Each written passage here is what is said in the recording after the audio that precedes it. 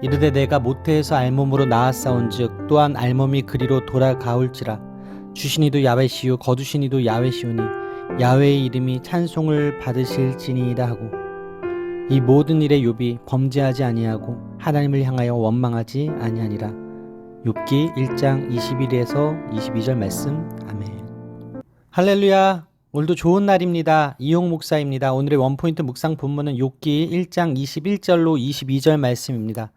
스밧 사람, 하나님의 불, 갈대아 사람, 돌풍이 욥의 소유와 자녀들을 삼켜버렸습니다. 욥은 하나님이 그동안 은혜로 주신 복, 곧 자녀의 복과 재물의 복이 순식간에 사라지는 것을 경험하게 됩니다. 이제 여기서 제기되는 중요한 문제는 이러한 최악의 상황에서 하나님을 향한 그의 믿음이 어떻게 될까 하는 것입니다. 사탄이 주장한 것처럼 하나님을 향한 욥의 헌신이 그의 재산이나 자녀와 같은 운명을 겪을 것인가, 아니면 형통한 삶이 무너져 내리는 신앙을 겪고 나서도 욥의 경건함이 변함없이 유지될 것인가. 20절에 의하면 욥은 상상을 초월하는 4가지 연쇄적 재앙을 겪고 나서 슬픔을 가누지 못한 채 자신의 겉옷을 찢고 머리털을 밀어버립니다. 뜻밖의 불행한 일이 일어나면 사람들은 분노합니다.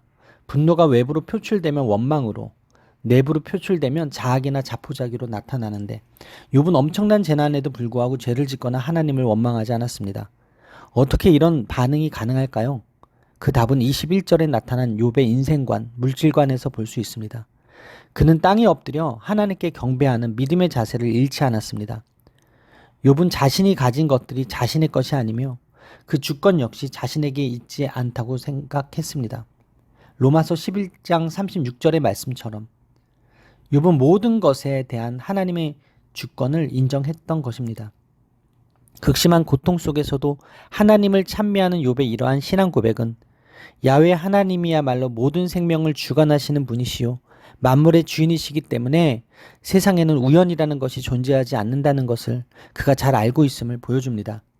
더 나아가 욥은 자신의 신앙 고백에서 하나님의 이름인 야훼를 3차례나 사용함으로써 주님과의 개인적 관계를 포기하지 않았음을 드러냅니다.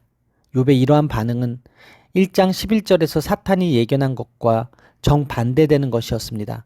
사탄은 욥의 모든 소유물을 치면 그가 하나님을 저주할 것이라 예견했지만, 그의 기대와는 정반대로 욥은 야훼 하나님을 대놓고 저주하기는커녕 그분의 이름을 찬미하는 모습을 보여주었습니다. 욥은 세상에 왔던 것과 동일한 방식으로, 즉 적신으로 떠날 것을 깨달았습니다. 모든 재물과 자녀들을, 이런 경험을 통해 그는 이 세상을 떠날 때 자신이 결국 그 모든 것과 이별할 것을 알았습니다.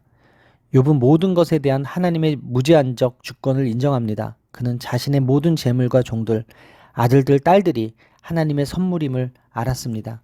그분만이 재량대로 그들을 취하실 권리를 가지신 분이시기에 그것들이 자신이 있거든 양 집착할 권리가 그에게는 전혀 없습니다. 이는 욥의 신앙이 사탄의 말과 같이 만사가 형통할 때에만 갖는 타산적이고 거짓된 신앙이 아니었음을 보여줍니다. 욥의 경건은 환경의 변화와 관계없이 일편단심으로 모든 일의 결과를 하나님께 돌리는 참으로 순전하고 정직한 경건이었습니다. 욥의 이러한 의로운 경건은 고통과 절망에 빠진 성도가 취해야 할 올바른 신앙의 모습이 어떠해야 하는가를 잘 보여주고 있습니다. 따라서 오늘의 원포인트 메시지는 하나님의 주권 인정하기입니다. 오늘의 삶의 적용 포인트는 하나님의 주권을 온전히 인정하는 신앙인이 되겠습니다 입니다. 참된 믿음을 가지고 있는지는 고난에 대해 어떻게 반응하는지를 보면 알 수 있습니다. 성도는 아무런 이유와 목적 없이 고난당하지 않습니다. 성도에게 닥치는 고난은 의미가 있기에 고난을 통해 참된 믿음이 무엇인지 깨달을 수 있습니다. 고난의 의미를 발견할 수 없다면 절망하게 됩니다. 하지만 하나님이 우리에게 고난을 주셨다는 것을 알 때 주권자의 섭리 가운데 고난이 온 것을 믿게 됩니다. 욥의 놀라운 대답은 그가 하나님을 저주할 것이라고 예언한 사탄이 전적으로 틀렸음을 보여주었습니다.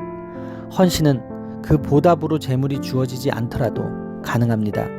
즉 사람들은 물질적 이득이 없이도 경건하게 살 수 있습니다. 하나님의 주권을 온전히 인정할 때 우리는 이 시대의 욥과 같이 경건하게 살아낼 수 있습니다. 기도하시겠습니다. 주신 이도 취하신 이도 하나님이시기에 그 이름이 찬송받으시기를 원합니다. 모든 만물에 대한 하나님의 주권으로 인해 찬양합니다. 겸손히 꿇어 엎드려 온전히 복종하며 우리 인생의 길에 주시는 거센 시련에 올바르게 반응할 수 있는 능력을 허락하여 주옵소서. 욕과 같이 재물을 주시고 거두어 가실 수 있는 하나님의 주권을 온전히 인정하며 나의 삶 속에 하나님의 의가 드러나게 하여 주옵소서. 이 모든 말씀 살아계신 예수 그리스도의 이름으로 기도합니다. 아멘. 할렐루야. 오늘도 최고의 복을 받았습니다.